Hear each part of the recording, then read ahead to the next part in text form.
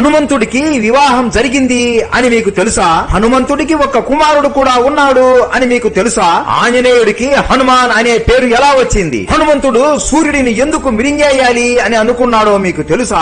ఇంద్రుడు హనుమంతుడిని ఎందుకు చంపేశాడో మీకు తెలుసా? హనుమంతుడికి ఏ దేవుడు ఏ శక్తులనిచ్చారు? ఇవన్నీ ఈ రోజు వీడియోలో తెలుసుకుందాం. ప్రతి ఒక్క హనుమంతుడి భక్తుడు ఈ వీడియో మిస్ అవ్వకుండా చివరి వరకు చూడండి. ఈ వీడియో చూసే ముందు హనుమంతుడు ఎలా జన్మించాడో వీడియో చేశాం. అది చూసి ఈ వీడియో చూస్తే మీకు ఈ కథ ఇంకా బాగా అర్థమవుతుంది. శివుడు మరియు పార్వతీదేవి అంశాలతో అంజనాదేవికి ఆంజనేయుడు జన్మించాడు. లేక లేక కలిగిన సంతానం కావడంతో కేసరి మరియు అంజనాదేవి ఆంజనేయుడిని చాలా గారాభంగా పెంచేవాళ్ళు. చిన్నప్పటి నుండి ఆంజనేయుడికి ఎక్కువ ఆకలి ఉండేది. ఒక రోజు అంజనాదేవి పాలు తాగించి నిద్రపుచ్చి మామిడికాయలు తేవడానికి తోటకు వెళుతుంది. అప్పుడే ఆంజనేయుడు నిద్ర నుండి లెగుసాడు.